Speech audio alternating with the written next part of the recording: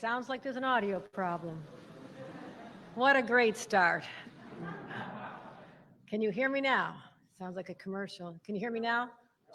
All right, all right. Good afternoon, and thank you for being here. I spoke with Governor Cuomo yesterday, and he pledged his full support for a smooth transition. And I thanked him for his service to our state. Regarding his decision to step down, I believe it is appropriate and in the best interest of the state of New York. And while it was not expected, it is a day for which I am prepared. I've already spoken with Senate Majority Leader Andre Stewart-Cousins, Speaker Carl Heastie, labor, business, faith leaders, other state elected officials, as well as our tri-state governors. I look forward to working with each and every one of them and all of you to build on the progress that we've already started. Over the next 2 weeks, I will continue meetings with current and potential cabinet officials. I'll build out my senior staff, and I'll do what I've always done. I will travel the state to meet New Yorkers, to listen to them, to assure them that I've got their backs. And I will take their concerns and bring them back to our state capitol and work with our partners in every level of government to come to solutions. People will soon learn that my style is to listen first, then take decisive action. So in 13 days, I will officially become the 57th governor of the state of New York. And shortly thereafter, I look forward to delivering an address to all New Yorkers to lay out my vision for the great state of New York. But make no mistake, our work has already begun. And I know this year and a half has been so challenging for families and businesses across our state. And sometimes it doesn't feel like it's getting easier. The Delta variant is still raging, and it's going to take all of us to defeat it. Our children are heading back to school soon. There's a lot of anxiety on the moms and dads I speak to, and the teachers as well. It's going to take all of us working together to keep our children safe, our teachers safe, and anyone who works in a school safe. Small businesses are just starting to bounce back into an uncertain world. We need to reassure them that they'll be okay. And our workers are once again debating whether they should even go back to their jobs, go back to their offices, go back to their factories. Is it safe enough? But I know New Yorkers. They are hardwired to persevere and to prevail. And the promise I make to all New Yorkers, right here and right now, I will fight like hell for you every single day, like I've always done and always will. Thank you very much. I look forward to your questions. I'll be starting the questions by asking Jerry Zaremski from the Buffalo News. Jerry Zaremski? Hometown favorite, sorry. Lieutenant Governor, I want to ask you about this 14-day transition period. Did the governor explain to you why he wanted to wait that long before leaving office? And how do you feel about having to wait that long to take the reins? It's not what I asked for. However, I'm looking forward to a smooth transition, which he promised. He spoke to me about wanting to make sure that the transition to continuity is important, that I have an opportunity to meet the cabinet officials, other people as well. So they viewed it as necessary. I'm prepared to take office as any lieutenant governor is from the very first hour you're sworn in as lieutenant governor. However, I will take advantage of that time and to continue to engage with the people of the state of New York. I have a vision, but I'm going to continue to develop that. And at the end of the 14 days, I look forward to coming back to a venue like this and to make sure that we are ready to deal with all the challenges that we face. Morgan McKay from Spectrum. If Cuomo is convicted of any criminal charges, would you consider pardoning him? I'm going to tell you right now, I'm talking about my vision for the state of New York. It is far too premature to even have those conversations. Governor? I'm going to ask Josefa Velasquez from the city. Well, my mom will be probably pronounced it correctly. Gracias. A couple of years ago, while you were serving in office, you had come out against driver's licenses for undocumented immigrants. In the last couple of years, you have changed your mind. Can you explain to me what the transition has been, and also what the last few months have been for you as you've been preparing for this role? With respect to the green light law, which is now the law of the state of the land, something that early on in my career as a county clerk, I had taken a position that has now evolved, and that evolution coincides with the evolution of many people in the state of New York. I'm proud of that law, and if you want to read an op-ed that I wrote on it, many people in our state Senate would argue that that was a turning point when they read that and saw the position I had taken in support of that law, that our immigrants need that. They need to be able to get to their jobs, and parents need to take their kids to doctor's appointments. And I'm proud of supporting that law, and you can ask anyone my position on that at this time. I think it's clearly understood. The last few months, lieutenant governors continued the work regardless of what's going on around them. And I'm proud that I've been able to maintain the same schedule to meet with elected leaders. My schedule has been robust, and I'm ready. I want people to know that I'm ready for this. And it's not something we expected or asked for, but I am fully prepared to assume the responsibilities as the 57th governor of the state of New York. Michael Gormley from Newsday. Hello, Lieutenant Governor. Have you spoken with President Biden at this point, and also do you have any different view of how to handle COVID in New York State? I understand the president was looking to reach me, but I was on a plane earlier this morning, so I cannot confirm that. I confirm I have not spoken, but I know he expressed an interest. I did have a chance to speak to Senator Schumer yesterday, Senator Gillibrand, Hillary Clinton, and countless others. My position will be to, at this point, recognize that there is one governor for the state of New York at one time, and Governor Cuomo will continue to be the governor for the next 13 days. That does not mean that I'm not fully engaged with the healthcare partners, the current commissioner, and we've been getting regular briefings up to the minute, and I'm well aware of the circumstances in our state are frightening for people. And we will continue at this time to review closely what the CDC puts forth, but I'll be proud to and looking forward to sharing my vision on how we address this in a matter of a couple of weeks. Lieutenant Governor. One's Dennis Slattery from Newsday. Or no, I'm sorry, Daily News, I'm sorry. That's a big mistake to make, sorry there. Dennis in the room? Okay, hearing none. Okay, Dennis Slattery, is he in the room? I can't see that. Dennis.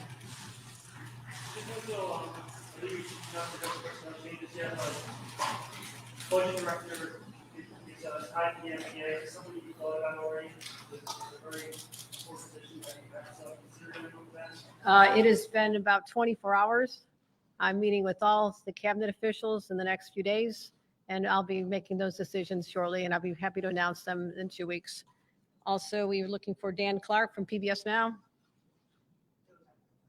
In the report, the AG's report, several members of the governor's staff were implicated in trying to discredit the women that accused him of sexual harassment. Are you planning on keeping any of them around? Is it fair to say that those will be gone? No one who is named as doing anything unethical in the report will remain in my administration. Chris Horvathis from WIBB and Channel 4 in Buffalo. The word toxic has been used to describe the work environment in the executive chamber. So to follow up on what's been asked, do you agree or take issue with that term being used to describe it? And to what extent, given that fact, do you see the need to have turnover? Well, there'll be turnover. There'll be turnover. And that is the description from many witnesses in the Attorney General's report. I think it's very clear that the governor and I have not been close, physically or otherwise, in terms of much time. And so I've been traveling the state and do not spend much time in his presence or in the presence of many in the state capitol, but that is what has been being reported. And I'm going to stand right here.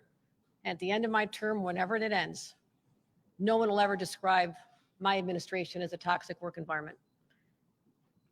Karen DeWitt from New York State Public Radio. As you know, the vaccination rates for COVID have stagnated in this state. Are you going to make an effort to get more people vaccinated? Is there any chance that you would declare another state of emergency or imposing new mask mandates? Let me answer that two ways. One, right now, for the next 13 days, the current governor will be making decisions with respect to that. I'm going to use this time to evaluate, and I will tell you that all options are on the table, and I'll be looking very closely at the trends in consultation with our healthcare professionals as well as the CDC. I want people to know that currently the administration does not possess the executive powers that it had last year at the time when I was very engaged in dealing with the COVID response, and the authorities held by the administration were much more expansive than they are at this time. That being said, we are going to monitor this closely. And I can assure everyone that we'll be looking at all options, but also I believe that the key to get through this has been before our eyes for months. It's as simple as more people getting vaccinated. We have a high rate of at least people getting their first dose at this time in the state of New York. It's almost 77%, approaching 70% people getting both doses. That's good news. But there is a lot of concern about the children between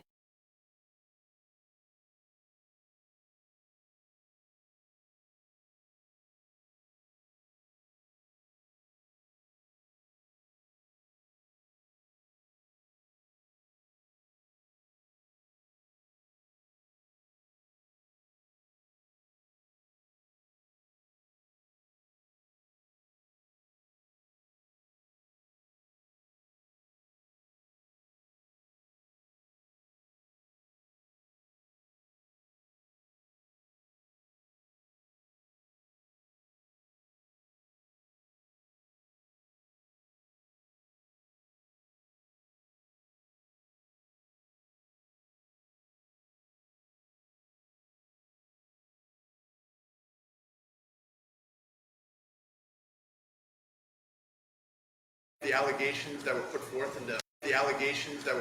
in the AG's report?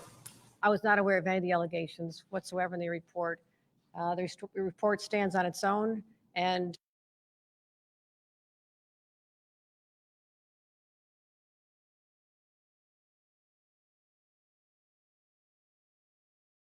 particularly impeachment.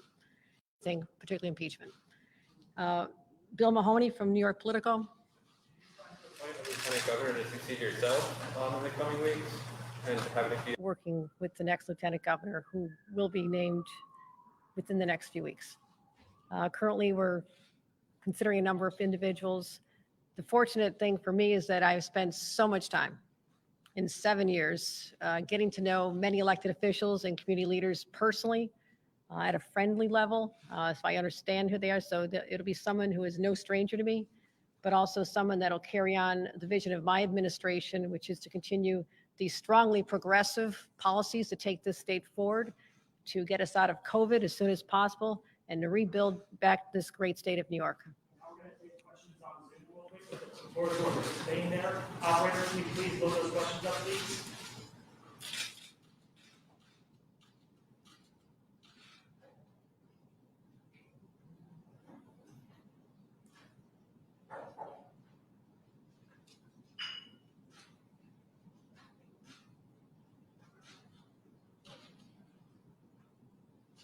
Operator, can you please load up those questions, please, for us? Can we ask some questions while we wait for the Zoom questions? I got one. I'm going to go ahead. Lieutenant Governor, A lot of people look at you as a part of the Cuomo administration because you are a part of the Cuomo administration. How will you restore the trust in the executive office, being that you are a part of the Cuomo administration? First of all, many people have supported the policies of the Cuomo administration. There is a strong legacy of accomplishment. I was out there fighting in the streets to raise the minimum wage. I was out there fighting for paid family leave. I've been the champion of policies to eradicate the specter of heroin and opioid abuse, something that has touched my family personally. Childcare issues. I've been out there making the announcements on affordable housing, clean energy, economic development. So that will continue. Those policies will continue and even be more enhanced. But with respect to the particular environment and the reputation of the current administration, I think it's pretty clear that, and it's no secret, that we have not been close and I've not been associated with that. So I know the job. I fought for the same policies. That's why I'm more prepared than anyone could possibly be for this position. Will you release the nursing home data? Will you release the nursing home data that in the alleged cover-up? Will you release it? My administration will be fully transparent when I'm governor. I'm not governor yet. All right, this isn't gonna work, team. Okay. I want to, first of all, please wait. If there's not any virtuals, I'm sorry to the virtual world out there. Next time, Yes, we'll look forward Governor, to seeing you in have person. we do have a question Yes. for you, Governor. Your Yes. next question does come from Andrew Donovan of WSYR in Syracuse.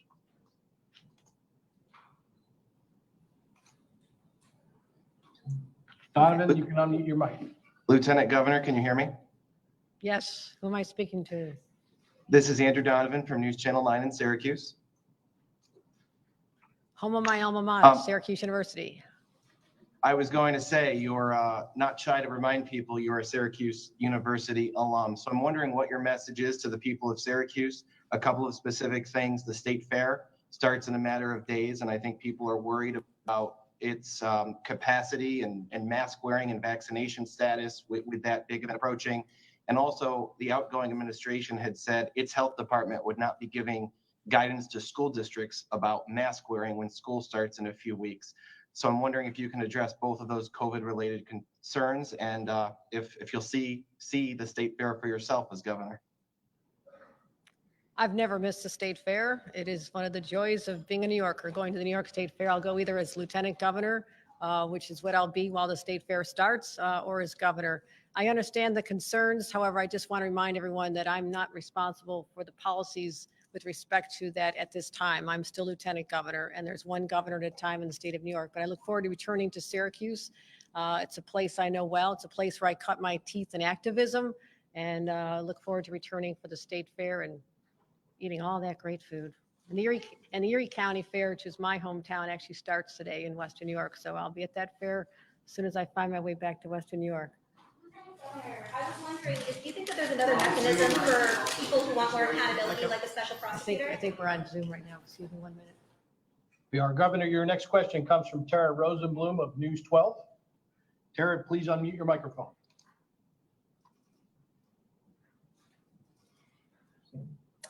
Go ahead and unmute your microphone, Tara. Am I unmuted now? Yes, you are, You Tara. are. Okay, Lieutenant Governor, thanks for taking the question. This is in regards to who the next Lieutenant Governor will be. Do you plan on announcing your pick within the next 2 weeks? I expect I will. And do you expect that the person you will select will be someone from downstate? We are hearing a few names being tossed around.